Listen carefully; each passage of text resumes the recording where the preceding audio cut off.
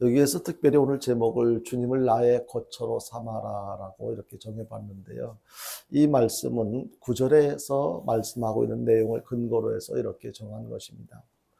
주님을 나의 거처로 삼아라. 거처라는 것이 무엇입니까? 이 거처는 일정하게 자리를 잡고 사는 장소 혹은 일, 이런 것을 거처라고 이렇게 표현을 하는데요. 그렇다면 장소로 이해하기보다는 주님에 대한 어떤 믿음으로 살아가는 것, 이것이 이 오늘 본문 말씀 시편 91편 말씀을 통해서 우리에게 주시는 어떤 그 교훈이라고 생각을 합니다. 우선 말씀을 전하기 전에 한번 사진을 한 장 한번 보겠는데요. 한번 이 사진은 가자 지역에서 지금 이스라엘과 전쟁을 하고 있는 가자 지역에서 이제 그곳이 불안하니까, 언제 포탄이 떨어질지 모르니까, 언제 죽을지 모르니까 그래도 살 수 있는 안전한 곳으로 이렇게 탈출하고 있는 가자 지역 주민들의 모습인 것입니다.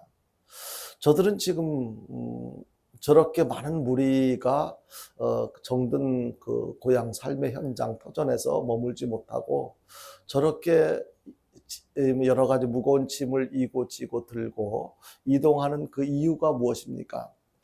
지금 사는 곳은 불안전하니까, 여러 가지 나를 힘들게 하는, 나를 불안하게 만드는 요소들이 너무 많이 있으니까 그래도 조금 더 안전한 곳을 찾아서 저렇게 이동하고 있는 것입니다. 요즘 우리들의 최대 관심사 중 하나를 꼽으라고 한다면 바로 안전이 아닐까, 그렇게 생각이 되어지는데요. 얼마 전에 그 뉴스에서 지금 진행되어지고 있는 이스라엘 전쟁을 당분간 휴전한다고 결정을 한 뒤 매일 전쟁으로 인한 두려움과 공포 속에서 불안한 삶을 살던 그 가자 지역 주민들이 막 기뻐하고 환호하는 그 장면을 뉴스를 통해서 본 적이 있습니다. 아마 여러분들도 보신 분들이 계실 거예요. 전쟁이 휴전되어지거나 완전히 종전되어진 것도 아닌데 며칠간 전쟁을 하지 않고 휴전하겠다라고 결정된 그 사실로만 가지고도 그렇게 기뻐하고 즐거워했던, 환호했던 그들의 모습을 보면서 참 마음이 아팠습니다. 저들이 바라고 원하는 것이 무엇일까? 부자로 사는 것을 원하지도 않을 거예요. 지금 하고 있는 사업이 잘 되길 그런 것까지 기대하지도 않을 거란 말이에요. 저들이 원하는 것은 내 걱정하지 않고 포탄 아니면 어떤 그런 전쟁으로 인한 어떤 공포, 두려움에서 벗어나서 하루라도 편안하게 좀 살고 싶어. 그렇게 살 수 있는 안전한 어떤 현실이 되었으면 좋겠어. 어떤 그런 바람을 갖고 있지 않을까, 그런 생각을 해봤습니다. 이 세상 모든 사람들은 안전한 곳에서 평안한 삶을 살길 원합니다. 이것은 누구도 예외가 될 수가 없을 것입니다. 근데 과연 이 세상에서 가장 안전한 곳은 어디일까요? 여러분요. 아무 근심, 걱정, 염려 없이 편안하게 두 다리 쭉 뻗고 살 수 있는 그런 안전한 곳이 어디일까요? 아주 먼 옛날 고대로부터 사람들은 안전에 대한 관심을 참 많이 갖고 살았는데요. 우리를 안전을 위협하는 요소들은 최근에만 있는 것이 아니고 아주 옛날부터 계속 있어 왔고 계속되어 왔습니다. 주위의 수많은 위험 요소들로 인해서 불안한 마음을 안정시키기 위해서 더 안전한 곳을 찾아서 이동을 하기도 했습니다. 그래서 어떤 경우에는 성벽을 쌓기도 하고 성곽을 높이 쌓기도 하고, 그리고 군사력을 강화시켜서 안전한 삶을 유지하려고 그렇게 애를 쓰면서 지금까지 수많은 세월을 살아왔습니다. 외부로의 공격으로부터 안전하게 자신과 가정과 나라를 지킬 수만 있다면 그 어떠한 비싼 대가를 지불하는 것을 주저하지 않았던 것입니다. 지금도 역시 마찬가지 아닙니까? 그래서 대한민국의 안전을 지키기 위해서 국방비가 1년에 국방비로 지출되는 그런 예산이 얼마나 많은지 아마 여러분들은 익히 잘 알고 있을 것입니다. 그 돈을 이렇게 국방비로 지출하지 않아도 된다면 어떤 경제적인 면에 또 가난한 자들을 돕는 어떤 그런 내용으로 사용한다면 얼마나 훨씬 더 살기 좋은 환경, 상황이 될 수도 있을 텐데 그런 생각을 해본 적도 있습니다. 왜 그렇게 합니까? 그럼에도 불구하고 그렇게 많은 국방비를 지출하면서 하는 것은 우리나라가 좀 더 안전한 나라가 되어지도록 하기 위해서 절대적으로 필요하기 때문에 우리나라도 한때는 한반도의 이 불안정한 정세를 피해서 안전한 외국으로 이민을 간 사람들이 많이 있었다고 이렇게 알려지고 있습니다. 아마 그랬을 것 같습니다. 전쟁 직후에 지금도 휴전 상태에 있지만 그 전쟁이 6.25 전쟁이 끝난 지 얼마 안 됐을 때 얼마나 불안했겠어요. 6.25 전쟁을 겪어본 사람들은 전쟁으로 인한 불안, 공포 이런 것을 알고 있었기 때문에 언제 또 계속 전쟁이 재현되어질지 모르니까 이런 불안한 곳에서 살 수 없어. 그래서 좀 경제적으로 형편이 되어지는 사람들은 그 많은 재산을 정리해서 편안하게 안전하게 살 수 있는 선진국으로 이렇게 이민을 갔습니다. 그런데 시간이 지나면서 그 선진국으로 안전할 것 같아서 선진국으로 이민을 갔는데 그 나라에 가보니까 정말로 이 밤에는 마음 놓고 밤에 이렇게 거리를 활보할 수도 없을 뿐만 아니고 나를 보호하기 위해서는 정말로 튼튼한 총을 준비하고 같이 참하고 있지 않으면 나는 언제든지 어떤 외부의 어떤 힘에 의해서 어떤 그 안 좋은 상황이 발생할 수 있을지도 몰라. 그런 모습들을 많이 목격을 하면서 살아가니까 자기도 이렇게 비싼 돈을 주고 이렇게 총을 구입해서 항상 가까이에 총을 두고 살아야 하는 그런 안타까움이 있습니다. 그런데 우리나라는 어떻습니까? 아직까지 총이 없어도 우리나라는 그렇게 두려워하지 않습니다. 총이 없이도 얼마든지 우리는 밤중에 나가서 가고 싶은데 갈 수가 있습니다. 하고 싶은 일을 할 수가 있습니다. 그렇다면 선진국이라고 안전한 곳이라고 찾아서 떠났던 그곳이 총이 있어야 살 수 있는 그곳이 더 안전합니까? 아니면 지금 총이 없어도 살 수 있는 우리 대한민국이 더 안전할까요? 그런데요, 인생을 살다 보면 크고 작은 위험을 만나게 됩니다. 여러 가지 예상하지도 못했던, 원치도 않았던 여러 가지 어려운 일들을 만나게 되는데요. 전쟁을 만날 수도 있고, 지금도 전쟁이 발생돼서 계속 진행 중에 있는 그런 나라들이 있지 않습니까? 그런가 하면 여러 가지 사고를 만날 수도 있고, 재난을 만날 수도 있고, 그리고 질병을 만나기도 합니다.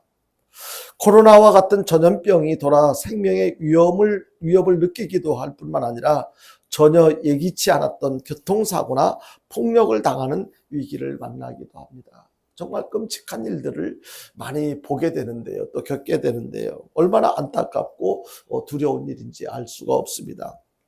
언제 어디서나 발생하는 온갖 종류의 위험으로부터 피하고 싶은 본능은 누구에게나 있습니다. 아침에 헤어졌던 자녀들이 아침에 학교를 갔다 오겠다고 집을 나간 아이가 무사히 집으로 돌아올 때까지 늘 부모 입장에서는 노심초사하면서 걱정하게 할 수밖에 없습니다. 요즘에는 또 사회적으로 그나마 그래도 제도적으로 많이 아이들 보호하는 제도가 많이 생겨서 이렇게 그나마 그래도 좀 그 위험한 일들이 많이 없어지긴 했습니다만은 보호를 많이 받고 있기는 합니다만 그럼에도 불구하고 우리 아이가 정말로 안전하게 별 탈 없이 집에 올 수 있을까? 위험을 막아내고 안전하게 살기 위해서 철저하게 대비하는 것이 필요한데요. 그런데 그럼에도 불구하고 재앙은 없어지지 않습니다. 그렇게 재앙을 만났을 때 우리는 어디로 가서 어떻게 숨어야 할까요? 어떻게 예상하지 못했던 원치 않았던 그 어려운 일을 만나게 될 때 우리는 어떻게 처신을 해야 하느냐 하는 것입니다. 우리가 진짜로 피해서 안전을 지킬 만한 곳이 과연 있을까? 그거 있다면 그곳이 어딜까? 바로 오늘 말씀을 통해서 거기에 대한 해답을 제공해 주고 있습니다. 바로 우리가 이 세상을 살아가는 동안에 끊임없이 위험한 일들은 계속 발생을 하게 되고 또 우리가 겪게 될 텐데 그럴 때 위험한 일을 만났을 때 우리가 피할 곳은 어디인가? 그 피할 곳은 바로 주님께라고 하는 것을 하나님께로라고 하는 것을 오늘 말씀을 통해서 깨닫게 해주고 있는 것입니다. 우리의 진정한 피난처는 주님이라는 사실을 여러분들이 믿으시길 바랍니다. 다른 곳은 없어요. 아무리 땅속 깊이 숨어도 안전한, 그것도 진짜 안전한 곳은 아니에요. 어느 곳도 진짜 안전한 곳은 없어요. 진짜 안전한 곳은 오직 하나님 품인 것을 말씀을 통해서 깨닫게 해주고 있는데요. 위험을 만났을 때 즉시 하나님께로 피해야만 하는 것입니다. 오늘 시편 기자는 본문 2절에서 이렇게 말씀하고 있습니다. 2절 말씀을 함께 보겠습니다. 같이 봅니다. 시작. 나는 여호와를 향하여 말하기를 그는 나의 피난처요 나의 요새요 내가 의뢰하는 하나님이라 하리니. 여기에서 나는 누구를 말하는 거예요? 오늘 그 시편 91편을 지은 그 시인이 말하는 것인데, 그가 나는 여호와를 향하여 말하기를, 하나님을 향하여 말하기를, 하나님은 나의 피난처예요. 그러니까 하나님은 오늘 그 시를 지은 그 시인에게만 하나님이 그의 하나님만로 그치는 것이 아니고, 하나님을 인정하는 믿음 있는 모든 사람들의 하나님. 그렇다면 바로 우리들도 어려움을 만났을 때 우리의 진짜 피난처는 하나님이라는 것을, 하나님이 요새가 되고, 그리고 우리가 의뢰하는 하나님이라고 이렇게 고백을 하고 있습니다. 시편 91편의 배경을, 오늘 읽은 91편의 배경을 먼저 말씀을 드리자면, 이 내용을 보면 큰 두려움이라고 할 수가 있습니다. 그러니까 온통 여러 가지 두려운 일들이 계속 소개되어지고 있습니다. 죽을 병에 대한 두려움, 그리고 흑암을 틈타서 퍼지는 전염병으로 옆에서는 1000명, 또 한편에서는 10,000명이 죽어가는 그런 모습을 보면서 두려워하는 것. 그리고 또 전쟁의 한복판에서 적에게서 빗발치던 나라들은 어떤 화살로 인해서 엄습한 죽음으로 인한 공포. 그러니까 이러한 온갖 두려운 요소들이 계속해서 전개되어지고 있는 이 상황에서 어떻게 해야 될까? 만약에 우리들이 이런 상황을 만나게 된다면, 이렇게 이미 이런 상황을 만나서 두려워서 더 안전한 곳으로 피신하는 그러한 그 가자 지역 주민들의 모습을 조금 전에 그 사진을 통해서 우리가 봤는데요. 만약에 지금 예배를 드리고 있는 우리들이 이런 일을 만났다면 우리는 얼마나 두려울까요? 얼마나 불안할까요? 지금 저 유아실에서는 아이들이 재미있게 즐겁게 놀고 있는 모습이 얼마나 보기 좋아요. 그렇지만 만약에 이런 두려운 일들을 우리가 겪게 된다면 우리는 얼마나 불안하겠어요? 저런 어떤 아이들의 즐거워하는 모습을 볼 수가 있겠어요? 아이들인들 편안하겠습니까? 이럴 때 우리가 피할 수 있는 진짜 안전한 곳은 어디인가? 바로 주님께라고 하는 것을 오늘 말씀을 통해서 강조를 해주고 있습니다. 우리는 전쟁이 일어나든지 전염병이 크게 확산되든지 큰 위험에 직면하든지 어떤 무서운 재앙이 밀려오든지 두려워하지 말고 오직 하나님께로 피해야 할 것을 깨닫게 해주고 있습니다. 위험한 요소들, 두려워할 만한 요소들만 생각한다면 시편 91편이 이렇게 우리의 삶을 위협하는 요소들이 이렇게 많구나 이렇게 생각해야 할 수도 있지만, 그러한 위험한 요소들로부터 하나님을 나의 거처로 삼는다면, 하나님을 나의 피난처로 인정하는 믿음으로 살아간다면 온갖 위험한 요소들로부터 나를 안전하게 지킬 수가 있고, 안전하게 이렇게 하나님께서 지켜주신다는 것을 확인하게 되어지는데, 이 말씀을 통해서 얼마나 큰 위로가 되는지 몰라요. 위험을 만났을 때 지체하지 말고 우리 하나님을 피난처로 삼고 하나님의 날개 아래로 피해야만 할 것을 말씀을 통해서 깨닫게 해주고 있습니다. 왜냐하면요, 주님을 피난처와 거처로 삼는 사람을 주님께서 보호해 주시고 지켜주신다고 그렇게 말씀해 주고 있습니다.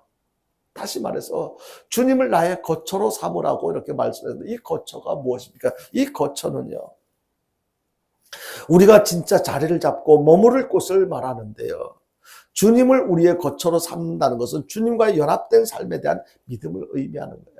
그러니까 주님께서 내 안에 계시기 때문에, 나는 주님과 안에 있기 때문에 나는 어떠한 세상의 위험한 요소들로부터 나는 안전할 수 있어. 하나님께서 내 안에 계시는 하나님께서 나를 지켜주실 거야. 이런 믿음을 갖고 살아갈 때 우리는 어떤 상황 속에서도 두려워하지 않고 평안함을 유지하며 살아갈 수가 있게 되는 것입니다.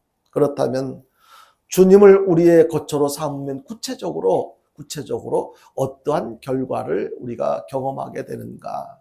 오늘 말씀을 근거로 해서 몇 가지를 살펴보자면요. 먼저 언제나 하나님께서 우리와 함께 해주신다는 거예요. 우리는 누가 나와 함께 해주느냐에 따라서 내가 안전할 수도 있고 불안해할 수도 있고, 나보다 힘이 약한 사람이 나와 함께 해준다면 오히려 그가 나를 보호해 주는 것이 아니고 내가 그를 보호해 줘야 되는 어떤 부담을 안고 살아갈 수가 있습니다. 그러나 나보다 강한 어떤 힘이 있는 그런 사람이 나와 함께 해준다면 그가 나를 보호해 줄 것을 믿기 때문에 나는 아주 편안하게 생활할 수가 있게 될 것입니다. 이와 관련해서 바로 주님께서는 주님을 나의 거처로 삼고 살아간다면 주님께서 항상 나와 함께 해주신다. 우리에게 환난 날이 두려운 이유가 무엇입니까? 그것은 내가 겪게 되는 그 환난을 내가 감당할 수 있는 힘이 없기 때문에 환난을 두려워할 수밖에 없는 것입니다. 연약한 내가 전쟁과 자연재해, 질병이나 사고 등 온갖 위험을 혼자서 감당하고 극복하기에는 너무 벅차고 두려운 것입니다. 감당할 수가 없기 때문에요. 큰 위험과 재난을 만났을 때 인간의 힘으로 그것도 나 혼자 감당하기에는 너무너무 부담스럽고 벅차고 두려울 수밖에 없는 거지요. 나는 힘이 연약한데 우리 스스로 내가 어떤 존재인지 알잖아요. 우리는 연약한 존재임에도 불구하고 인생길에서 때로는 무서운 질병과 싸워서 이겨야만 할 때가 있습니다.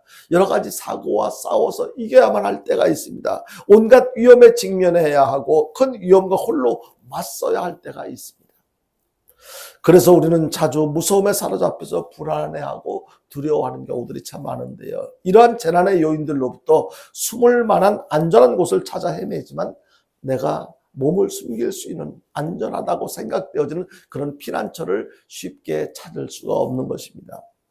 이렇게 어려울 때 나를 안전하게 지켜줄 수 있는 나보다 훨씬 강한 누군가가 곁에 있다면 얼마나 편안하고 도움이 되겠습니까? 만약에 죽을 병에 걸려서 나날이 쇠약해져가는 그런 모습을 바라보면서 안타까워할 때 완벽한 명의가 나타나서 완벽한 처방을 해준다면, 건강을 지켜주고 회복시켜줄 수 있다면 얼마나 좋겠습니까? 흉기를 든 강도를 만나 벌벌 떨고 있을 때 아주 힘센 사람이 나타나서 그 강도를 물리쳐 주고 나를 안전하게 지켜준다면 얼마나 기뻐할 수가 있겠습니까? 큰 위험에 처해져 있을 때 이제 다 끝났구나 하라고 모든 것을 포기하고 주저앉고 싶었을 때, 그럴 때 하나님이 보내주신 천사가 나타나서 그 여러 가지 위험에서 안전한 곳으로 나를 이끌어 주신다면 그때 얼마나 감사하겠습니까? 그런데 능력이 많으신 하나님께서 이런 위험에 처하게 될 때 내가 너와 함께 하겠다라고 그렇게 말씀해 주고 있습니다. 이것은 누구에게요? 그 사실을 믿는 사람들에게 함께 해주겠다고 그렇게 약속하시는 것입니다. 본문 15절에 이렇게 말씀하고 있습니다. 본문 15절을 같이 보겠습니다. 같이 봅니다. 시작. 그가 내게 간구하리니 내가 그에게 응답하리라. 그들이 환난 당할 때 내가 그와 함께하여 그를 건지고 영화롭게 하리라. 우리 다시 한번 읽겠는데 한번 생각해 보세요. 그가 누구예요? 환난을 당한 사람들. 환난을 당한 사람들이 내게 간구하리니 하나님께 기도한다는 얘기예요. 그 내용을 생각하면서 다시 한번 읽어보겠습니다. 시작. 그가 내게 간구하리니 내가 그에게 응답하리라. 그들이 환난 당할 때 내가 그와 함께하여 그를 건지고 영화롭게 하리라. 그러니까 환난 당한 사람이 하나님 앞에 도와달라고 요청을 할 때 하나님께서 그 기도를 들으시고 응답하신다는 거예요. 지금 당한 환난에서 건져주시겠다고 그렇게 말씀하시는 것입니다. 하나님께서는 우리가 환난을 당할 때 우리와 함께 하실 줄로 믿으시길 바랍니다. 전염병이 확산될 때, 우리가 질병에 시달릴 때도 하나님께서는 여전히 우리와 함께 하십니다. 과거에도 그랬고 앞으로도 그럴 것입니다. 지진을 만나거나 태풍이 밀려올 때도 하나님께서는 여전히 우리와 함께 하십니다. 전쟁이 일어나 적군이 밀려와 우리를 위협하는 상황 속에서도 하나님께서는 우리와 여전히 함께 하십니다. 하나님께서 우리와 함께 계시기 때문에 우리는 그 무엇으로도 두려워할 필요가 없다는 거예요. 하나님을 인정하지 않는다면 연약한 내가 그 여러 가지 나를 위협하는 요소들을 생각하면서 의식하면서 우리는 두려워할 수밖에 없는데, 하나님께서 나를 기억하고 계시고 그리고 나와 함께 하셔 나를 지켜주실 거야, 이런 믿음으로 갖고 있다면 본문 2절에서도 주님은 나의 피난처요 나의 요새요 내가 의지할 하나님이라고 그렇게 고백하면서 그 무엇도 무서워하지 않는다라고 표현하고 있습니다. 믿음이 있는 자들, 하나님을 인정하는 믿음이 있는 자들은 어떠한 위험한 요소들로부터라도 우리를 지켜주실 수 있는 하나님에 대한 믿음이 있기 때문에 우리는 두려워하지 않을 수가 있다는 것입니다. 구체적으로 어떻게 이야기를 하고 있습니까? 밤에 찾아드는 공포도 두려워하지 않을 거라고, 낮에 날아드는 화살도 무서워하지 않을 거라고 오늘 말씀에서 강조를 해주고 있습니다. 뿐만 아니고 흑암을 틈타서 퍼지는 열병과 백주에 덮치는 재앙도 두려워하지 않을 것이다 라고 이렇게 고백을 합니다. 그러니까 온갖 특별한 무슨 한두 가지 일뿐만 아니고 모든 나의 건강과 행복, 안전을 위협하는 모든 것으로부터 나를 안전하게 지켜주시겠다. 하나님께서 나와 함께 하시기 때문에. 오늘의 본문 시편 91편은요. 그 앞에 있는 90편, 시편 90편과 함께 모세가 지은 시로 이렇게 생각이 되어집니다. 이 시편 90편은 지은이가 모세라고 분명하게 소개를 하고 있지만 91편은 저자가 누구다라는 것을 정확하게 소개를 하고 있지는 않습니다. 그런데 내용을 연결시켜서 생각해 보면 시편 91편도 시편 90편과 마찬가지로 모세가 지은 시가 아닌가 이렇게 생각을 해볼 수가 있는데요. 그렇다면 과연 모세는 이집트의 막강한 권력자 바로 앞에서 정말로 홀로 바로와 맞서면서 두려움이 없었을까, 이런 생각을 해볼 수가 있습니다. 얼마 전까지만 해도 모세는 도망자의 신세였지 않습니까? 바로 앞에서 도망해서 이렇게 이제 목동으로서 수십 년을 살아왔던 그였었는데, 이제 하나님께서 이스라엘 백성들을 애굽에서 이끌어내라고 하는 어떤 하나님의 지시를 받고 그렇게 실천하기는 하고 있지만 얼마나 두려웠을까, 인간적으로 생각해 보면요, 그런 생각을 할 수가 있습니다. 그런데 바로가 결과적으로 볼 때 바로가 만약에 바로를 모세가 무서워했다면 어떻게 맨몸으로 무장을 한 것도 아니고, 모세가 갖고 있었던 것은 나무 막대기 지팡이 하나밖에 없었잖아요. 그런데 그 바로에 대한 두려움이 있었다면 어떻게 모세가 그 바로와 맞서서 이스라엘 민족, 히브리 민족을 해방시킬 수가 있었을까, 데리고 나올 수가 있었을까, 그런 생각을 해봅니다. 모세에게도 인간적으로 생각해 보면 분명히 큰 두려움은 있었을 것입니다. 그렇지만 하나님이 함께 계신다는 사실을 믿으면서 그 믿음으로 그 두려움을 극복했다는 것을 이렇게 그 내용을 이렇게 살펴보면서 확인할 수가 있는데요. 함께 계시는 하나님을 힘입어 담대하게 바로와 맞서서 바로를 굴복시키고 그 이스라엘 민족들을 해방시키는 그런 내용을 우리가 알고 있습니다. 오늘 우리에게도 두려운 상황이 없는 것은 아니에요. 전쟁이 비록 대한민국에서 지금 진행되고 있지는 않지만 두려운 상황을 수없이 우리는 만나고 경험하며 우리는 살아가고 있습니다. 어저께도 어디를 잠깐 다녀오는데 갔다 오는데 교통사고를 난 것을 두 군데서 봐서 차가 밀려가지고 왜 그렇지 하고 이렇게 한참 기다리면서 하고 있는데 차가 몇 대가 부딪혀가지고 막 사람들이 얼마나 다쳤는지 그걸 내려서 직접 확인을 안 해봐서 모르지만 그 내용상으로 볼 때 그 앞에 가는 차를 수용차가 거기를 들여받았는데 앞 반바 있는 쪽이 거의 다 그 밑으로 들어갔더라고요. 아마 수용차에 타고 있던 사람은 죽지는 않았어도 아마 큰 상처를 입지 않았을까, 그런 생각이 들었었어요. 이 세상에는요, 내가 아무리 조심해도 언제 어디서 어떤 사고가, 불행한 일이 발생할지 알 수 없는 그런 상황, 이런 일들이 계속해서 일어나고 있는 그런 현실 속에서 우리는 살아가고 있습니다. 우리는 바람이 있다면 이런 위험한 요소들로부터 피하고 싶잖아요. 숨고 싶잖아요. 그런데도 불구하고 그렇게 하지 못한 상태에서 그렇게 많이 계속 발생하는 위험한 요소 속에서 우리들이 살아가야만 하는 어쩔 수 없는 그런 현실에 우리는 살고 있는 것입니다.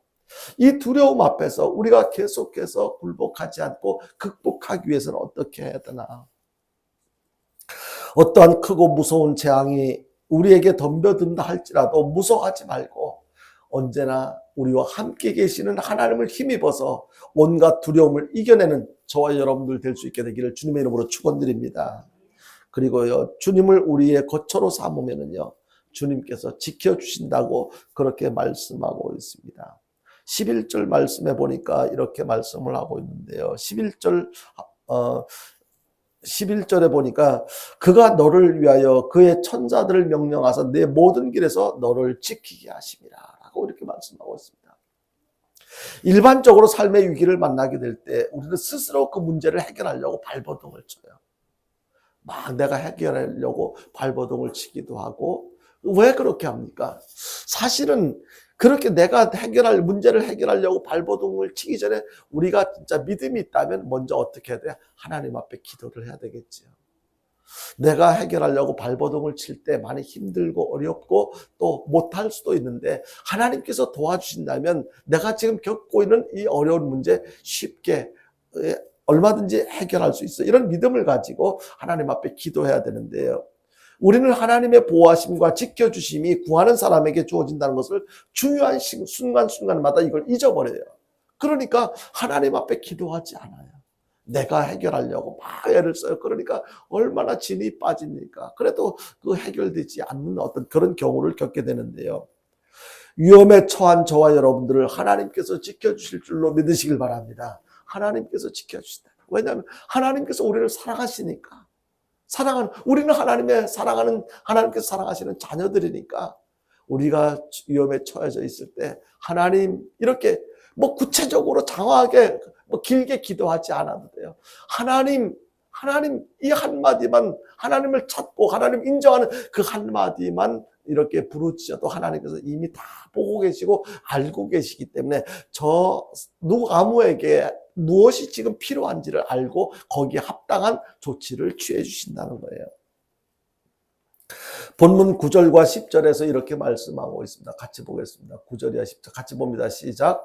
내가 말하기를 여호와는 나의 피난처시라 하고 지존자를 너의 거처로 삼았으므로 화가 내게 미치지 못하며 재앙이 내 장막에 가까이 오지 못하리니. 내가 주님을 내 피난처로 삼았으니까, 가장 높으신 분을 너의 거처로 삼았으니까 내게는 어떤 불행도 찾아오지 못할 것이고 내 장막에는 어떤 재앙도 가까이 하지 못할 거야. 이렇게 말씀하고 있는 것입니다. 그 이유가 무엇인지를 이어서 11절이야 12절에서 그 이유를 설명하고 있는데 다시 한번 보겠습니다. 11절부터 12절입니다. 같이 봅니다. 시작. 그가 너를 위하여 그의 천사들을 명령하사 내 모든 길에서 너를 지키게 하심이라.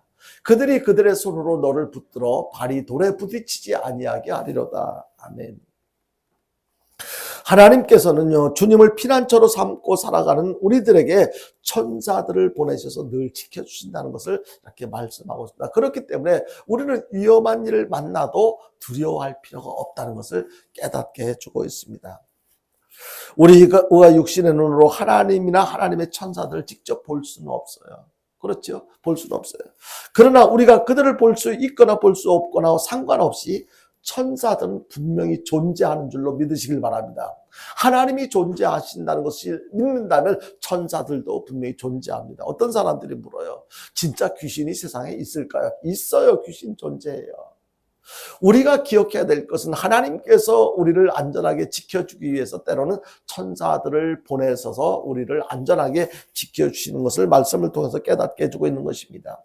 하나님께서는 주님을 피난처로 삼고 살아가는 이들에게 천사들을 보내주셔서 그 위험한 요소들로부터 지켜주신다는 것을 말씀을 통해서 강조해주고 있습니다. 어떻게까지 말씀하십니까? 사자와 독사를 발로 짓밟고 짓이기도록, 다시 말해서 악한 마귀의 세력과 싸워서 승리하도록 천사들을 보내서 지켜주시겠다고 그렇게 말씀하고 있습니다. 우리가 하나님을 거처로 삼고 살아간다면 하나님께서 우리를 지켜주실 줄로 믿으시길 바랍니다. 나의 피난처는 오직 하나님뿐입니다. 하나님이 아니라면 나는 늘 불안하게 힘들고 어렵게 살아갈 수밖에 없습니다. 그렇게 고백하면서 하나님이 계셔서 나의 피난처가 되시는 주님이 계셔서 저는 너무 행복합니다. 너무 좋습니다. 감사합니다. 그런 고백을 하며 살아가는 우리들이 되어야만 할 것입니다. 하나님을 피난처로 삼고 그 그늘 아래 머무는 삶을 통해서 험난한 세상을 살며 만나는 온갖 불행과 재앙에서 하나님의 보호를 받으며 언제나 안전하게 편하게 살아가는 저와 여러분들 될 수 있게 되기를 주님의 이름으로 축원드립니다. 그리고 마지막 세 번째로 주님을 거처로 삼고 살면은요, 주님께서 건져주신다고 말씀하십니다. 아까도 잠깐 말씀을 드렸습니다만 본문 14절을 다시 한번 보겠습니다. 본문 14절입니다. 시작. 하나님이 이르시되 그가 나를 사랑한즉 내가 그를 건지리라.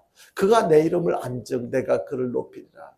여러분요, 하나님이 이르시되 그가 나를 사랑한즉, 그가 누구예요? 바로 하나님의 자녀된 우리들이 하나님을 사랑하기 때문에 하나님께서 우리를 건져주신대요. 위험한 상황으로부터, 위험한 어떤 지금 현실의 삶에서부터 하나님께서 건져주시겠다는 거예요. 그가 내 이름을 안즉, 그러니까 하나님의 자녀인 우리들이 하나님을 안즉, 하나님을 인정하고 있기 때문에 하나님께서 우리를 높여주시겠다고 그렇게 말씀하고 있습니다. 본문 3절에도 약속하시는데요. 본문 3절을 다시 한번 볼까요? 같이 봅니다. 시작. 이는 그가 너를 새 사냥꾼의 올무에서와 심한 전염병에서 건지실 것이므로다. 여러분요, 하나님께서 우리가 살아가는 과정 속에서 위험한 곳에 빠질 때가 얼마나 많이 있습니까? 위험한 일을 겪을 때가, 그 수렁텅이 속에서 허덕일 때가 얼마나 많이 있습니까? 그럴 때 그곳에 그냥 빠져들어가도록 내버려 두지 않고 거기서 건져주시겠다는 거예요. 잘 알고 계시겠지만 예수를 잘 믿는 사람들에게도 환난이 찾아오고 위기를 만날 수가 있습니다. 그런 모습들을 많이 보고 또 경험하기도 했지 않습니까? 그뿐만 아니라 질병이나 사고를 만나기도 합니다. 그러나 믿음의 사람들에게는 환난과 위기에서, 위험과 고통에서 하나님께서 건져주시겠다고 확실하게 약속을 하고 있는 것을 우리는 믿음으로 들어야만 합니다. 다시 본문 3절 말씀을 보자면 이는 그가 너를 사냥꾼의 올무에서와 심한 전염병에서 건지실 것입니다. 내가 지금 이런 위기 상황에 있지만 하나님께서 반드시 나를 건져주실 거야. 이런 믿음이 우리에게 필요한 것입니다. 이것이 바로 하나님을 거처로 삼고 살아가는 사람의 모습인 것입니다. 환난을 만났다고, 위험에 처했다고, 큰 질병에 시달리고 있다고 당황하거나 좌절해하지 마시기 바랍니다. 어떤 위험한 상황에서 건져주신다고 하신 하나님의 약속을 붙잡고 믿음이 흔들려서는 안 되는 것입니다. 모세의 생애 속에 죽음의 위기가 얼마나 많이 있었는지 우리는 잘 알고 있지 않습니까? 태어나자마자 엄마 품에서 편안하게 살지 못했어요. 엄마 품에서 편안하게 자라지 못했어요. 바로가 두세 이하 아이들, 남자아이들은 다 죽이라고 하는 그 명령에 따라서 이 모세는 이렇게 바구니 상자에 담겨서, 이렇게 갈대 상자에 담겨서 그 강에서 물 위에 떠내려가는 그러한 어려움, 그 위기를 겪어야 했습니다. 장성한 후에도 바로에게 쫓기는 위기, 출애굽 직후에도 홍해 바다의 위기, 그 위기, 모세가 겪었던 정말로 죽음을 직면해야 했던 그런 수많은 위기 속에서도 그는 당당하게 살아갈 수 있었던 것은 그때마다 하나님께서 기가 막힌 방법으로 모세를 건져주시는 그런 내용들을 우리는 성경을 통해서 보게 됩니다. 하나님께서는 모세를 사랑하시기 때문에, 모세와 함께 하셨기 때문에 그 위기 속에서 모세는 지킴을 당할 수가 있었고 건짐을 당할 수가 있었던 것입니다. 주님을 피난처로 삼으면 하나님께서 건져주심을 확실히 믿으시길 바랍니다.